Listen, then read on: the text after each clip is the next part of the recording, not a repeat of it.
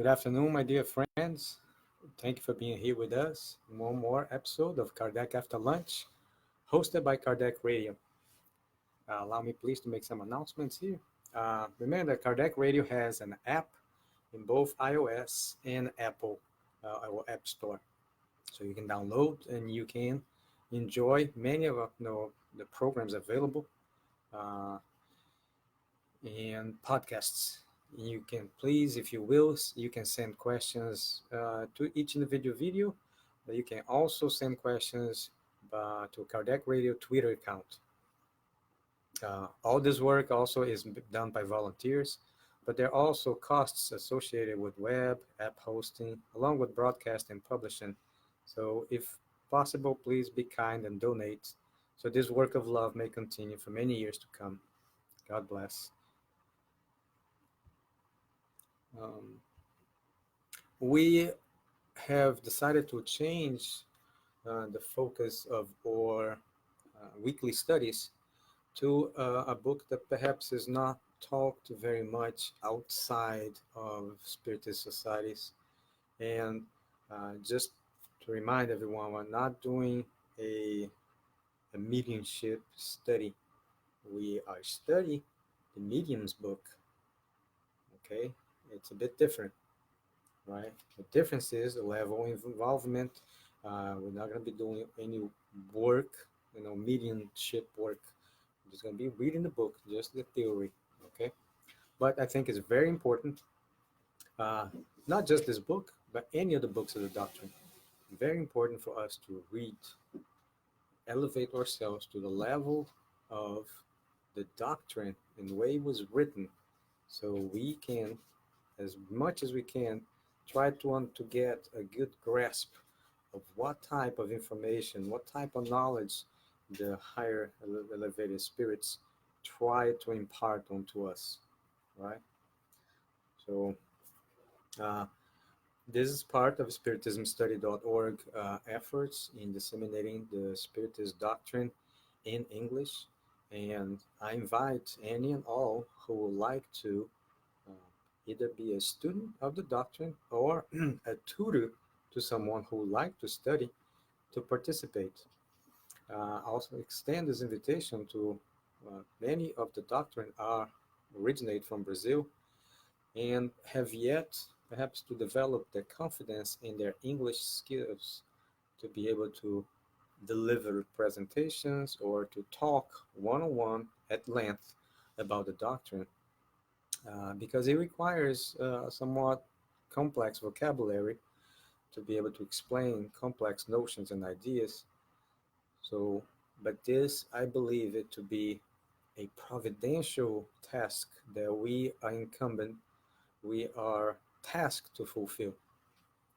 So, uh, I very thankful to have been given avenues to where I can reach others and trying to fulfill this task, which is mine, but also extend this possibility, this opportunity for enlightenment to others who like to do their part as well. Uh, I'm not going to start at the very beginning of the book, and uh, the reason is already on spiritiststudy.org, on our Facebook channel, I already read the Medium's book normally on Tuesdays, and we are not very well advanced at all. We're still in the very beginning, but just to kind of keep pace with our readings, uh, and but not reread.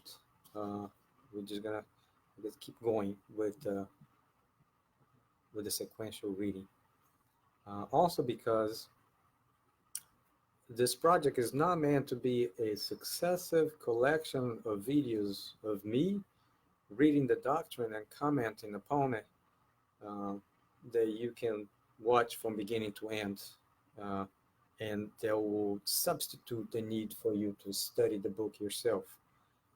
I'm just doing a little bit at a time, and inviting comments, suggestions, commentaries, questions, so we can participate and little by little encourage each and every one of you to graduate from the passive state of study to a more active, role in your development.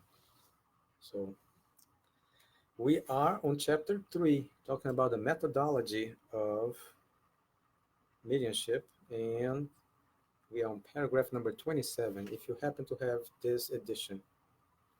But I suggest you follow along in any way you choose.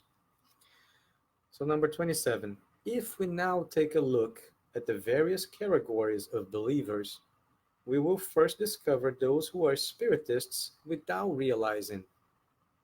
Properly speaking, these are a variety or nuance of the preceding class.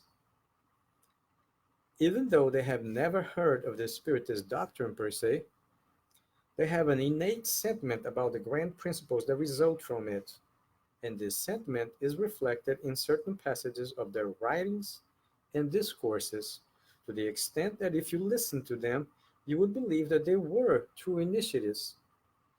Many examples of these individuals can be found among sacred and secular writers alike, and among poets, orators, moralists, and ancient and modern philosophers.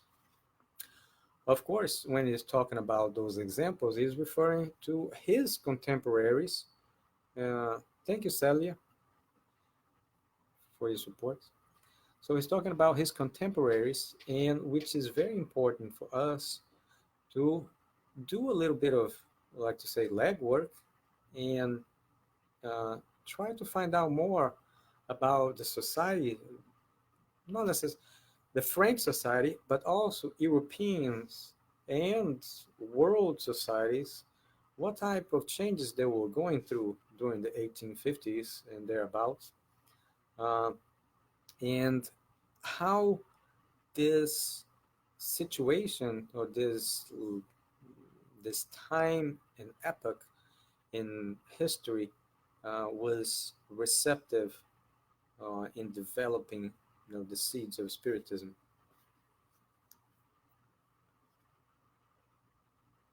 Number 28.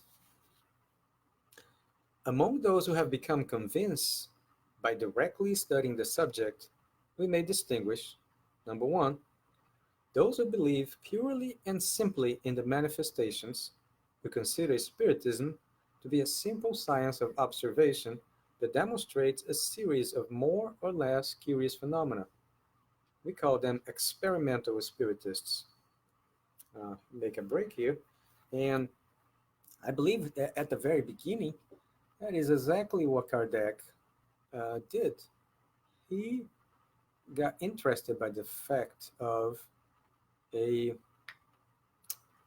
demonstration of intelligence outside of matter, and decided there was something worth investigating. And if proven to be true, uh, it would be a whole new field of science to be developed. Along with it, its moral, religious, and philosophical implications that extend to all levels of life. So, and that's exactly what happened. But it started with the observation, collecting of information, and um, analyzing the conditions that led to each one of those phenomena to occur. And that's what we study here. Number two, those who see in Spiritism more than just the phenomena, who understand Spiritism philosophical aspect. They believe in the morality that results from it, but they fail to practice, and the doctrine's actual influence upon their character is thus insignificant or none at all. I'll make a break here.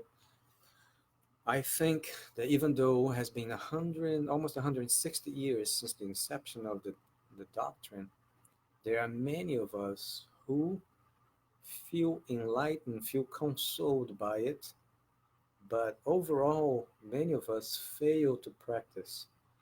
We indeed fail to make new resolutions, to leave behind the old man, the old woman, and make new decisions that fall in line with not just the doctrine but God's natural laws. Um, also, thank you, Marilda Vega. But and this to me is paramount. If of course it's going to be a personal decision and it's going to reach each one of you in its own way at its own time. But if we fail to change ourselves little by little, but if you fail to do that, we are not letting the doctrine really penetrate your being and effect necessary changes. They are ours to take, right? Doctrine should console you at first, but afterwards, when you realize its true potential, it should bring you a healthy level of discomfort. Discomfort in our present state of imperfection, where we know we should be doing more. Just a healthy level of discomfort, where you always encourage to become a little bit better, to do a little bit more, to give a little bit more, and to ask for less. So I think that's part of what we like to call the inner reform.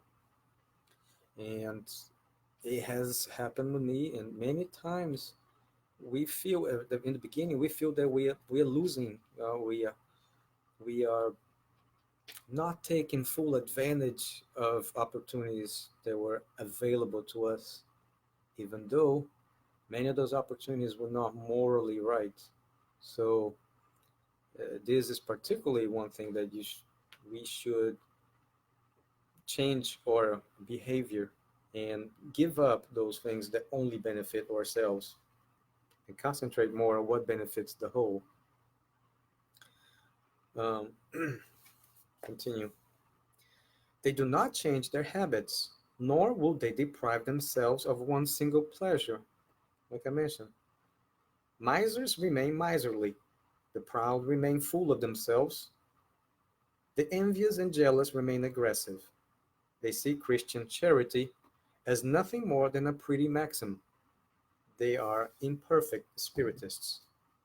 And most of us fall in this category. Um, but it is up to our efforts to move from category to category. Number three, those who are not content with only admiring the spiritist morality, but who practice it and accept all of its consequences, since they are convinced that earthly existence is only a temporary trial. They try to take advantage of such a brief moment to advance on the path of progress, the only one that can lead them to a higher position in the spirit world, endeavoring to do good and subdue their evil tendencies. Thank you, Sheila Maria Suarez. I appreciate the support. So it's like it has happened, and I mentioned in previous videos, many times I'm commenting on something that is coming just a little further ahead, a couple of paragraphs ahead. I'm actually happy that this happens, uh, but I'm sorry if it, it, it does not sit well with some people. But I'm just happy because it feels that I have absorbed some of the main tenets of the doctrine, and perhaps what I'm commenting upon is not out of line on what's coming up next. So, friendship with them is always safe, for their firmness of conviction keeps them from all thoughts of evil. Charity is the rule of conduct among them.